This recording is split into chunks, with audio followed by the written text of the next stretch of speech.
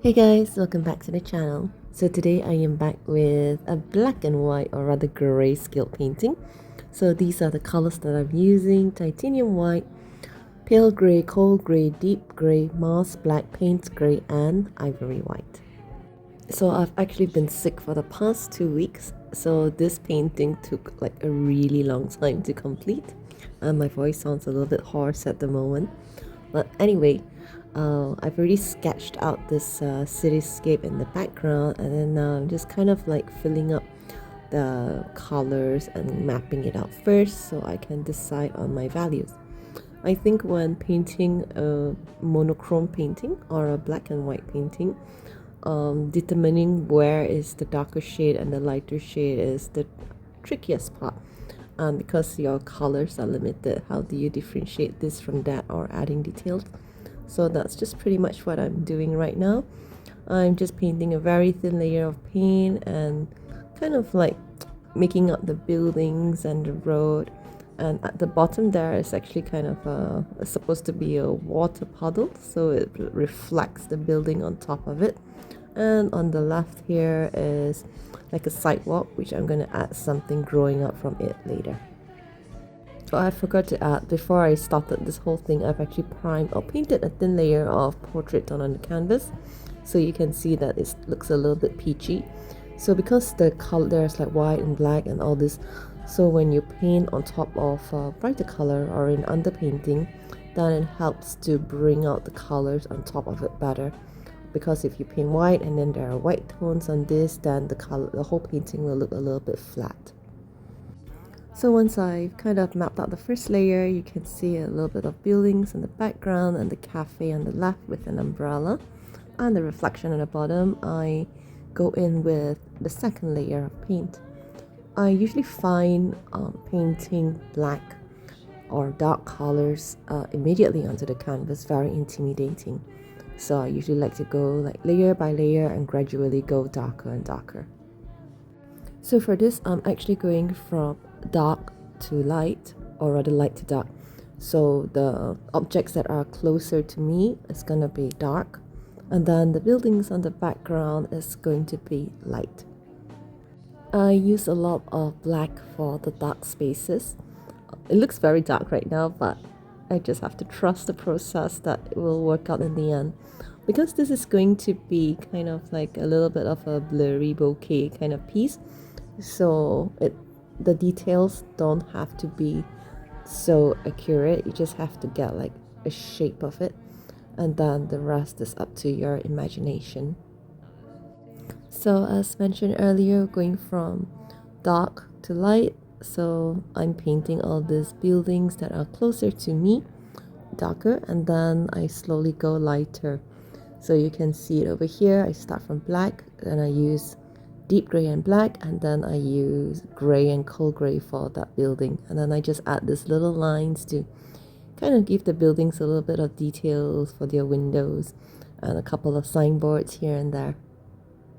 So this patch below here, as mentioned earlier, it's the water puddle, so I'm trying to reflect the building. It's not exactly very accurate. It was a bit challenging for me, but I just got the rough shape of it and like, okay, I'm done. And then over here is the sidewalk, and then I'm just going to paint it a bit more black, and then I add the little details over there.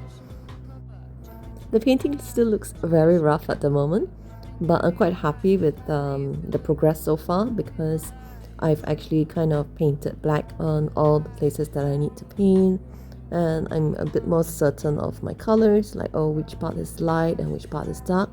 So I'm going in again with the third layer. So for the third layer, this time I'm going to be painting properly. By properly, I mean it's just not going to be like this rough, watery kind of thing. I'm going to paint over it with a generous amount of paint and blend it in and make it like more polished.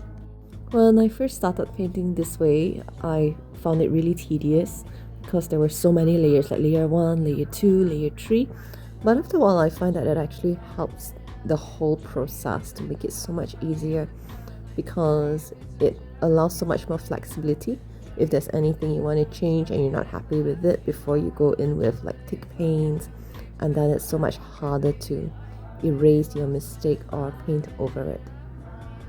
It takes a while to get into the habit, but after a while I find it much easier and also less intimidating, especially when dealing with dark colors. Because this is quite monotone, you have to add a lot of shading, so for that I use pale grey to add the shading for where the light is falling upon, so it's easier to kind of separate or differentiate the objects. Like on the left is supposed to be like a little cafe or a restaurant, so you have the top umbrella and the umbrella that's sitting there, and all this kind of supposed to be wooden beams inside the cafe to give it some structure. So for those things, just to kind of fill up the black space, I add a little bit of cold grey and pale grey shading. So now I'm working on the buildings on the back and on the right. So to spice things up a little bit, I add a signboard, and usually at the bottom of these buildings, just to give it a more commercial look, I like to kind of add these wooden structures or these beams so it looks like a storefront. It looks a little bit ambiguous, I'm not gonna lie, but this is very suited for bokeh and blurry paintings, especially in the background, because when there's just a lot of details going on, then you have to kind of blurry it after this, which is the next step. It's going to be very tedious and also a bit difficult to kind of capture that blurry faded background effect.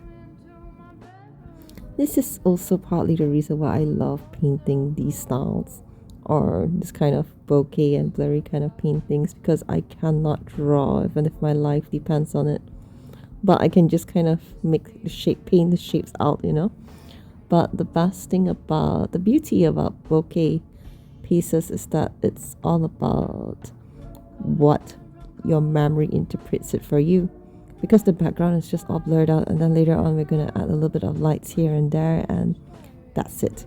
Everything else is how you interpret it through memory, because you have seen this kind of things before. So it's supposed to evoke like a sense of nostalgia or something familiar.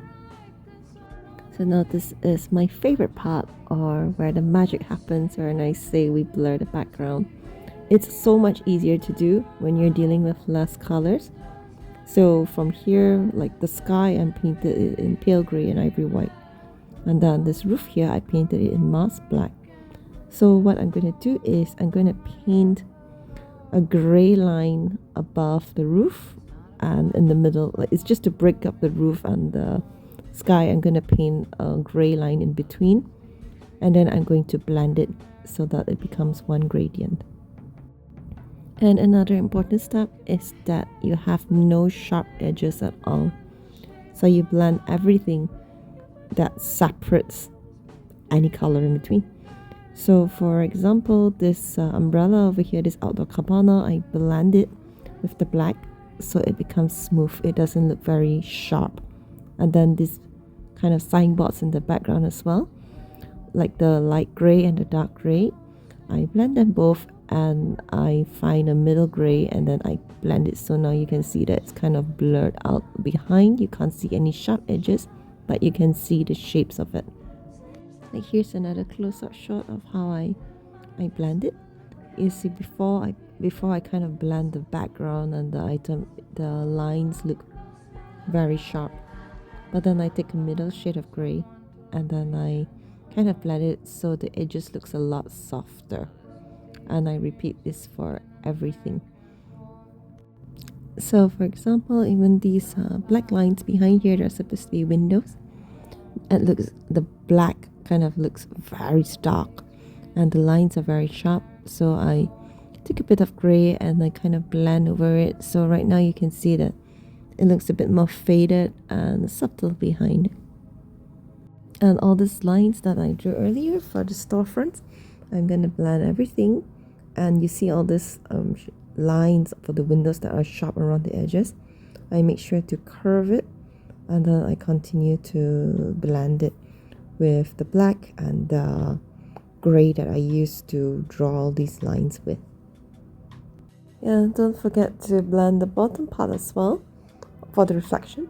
At first I was thinking if I want to kind of add a twist to it by keeping the bottom sharp, but at the end of the day I just decided to blur everything.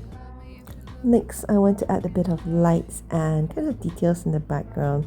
So for this, I'm using titanium white. So for all these signboards, I use a dash of titanium white. I'm using a very fine brush, which is a size 000 brush for this. And then I have to blend it as well. So even for here, this wordings, it has to be blurred out.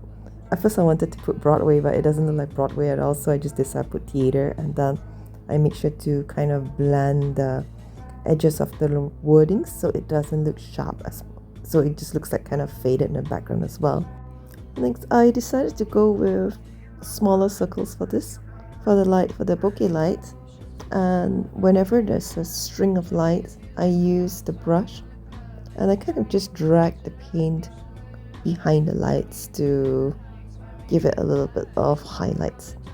And then a couple more white bokeh circles in the middle. Was supposed to be like car or traffic coming. And then don't forget to add the reflection of the bokeh circles below on the puddle as well. Finally, we are at the last step. You have no idea how happy I am because this painting took forever. I thought a lot about which flower to put, but I feel that red goes so well against a dark backdrop, so I decided to go with a poppy instead. It's easy to paint, simple, and the colors really stand out. So for the poppy flower, I'm using scarlet, vermilion, and purple red with a bit of Prussian blue for the dark parts of the petal. And then for the top part of the petal, I use vermilion for the highlights and scarlet. And then I've decided to just draw the reflection of it in color. So it kind of really adds this I actually really like how it turned out. I feel that it adds this dramatism and just a sense of kind of surreal. It just looks a bit more surreal. But for the flower, I'm not going to blur it out because it's the highlight of it. So it's going to be sharp as it is. So I had to paint a couple of layers for the poppy flower because I was painting on a dark background. So it took many layers for the red to pop and also for the green as well. But after this, I'm so happy with how it turned out, and I hope you like this painting too. It's available on Etsy, so if you want to buy it, just click on the link in my description. And thank you guys so much for watching. Sorry, my voiceover is a bit off because I'm still a bit sick, but I hope to recover this week because it's been a very long time and get back into my routine again. Anyway, thank you guys so much for watching, and see you again in the next video. Goodbye.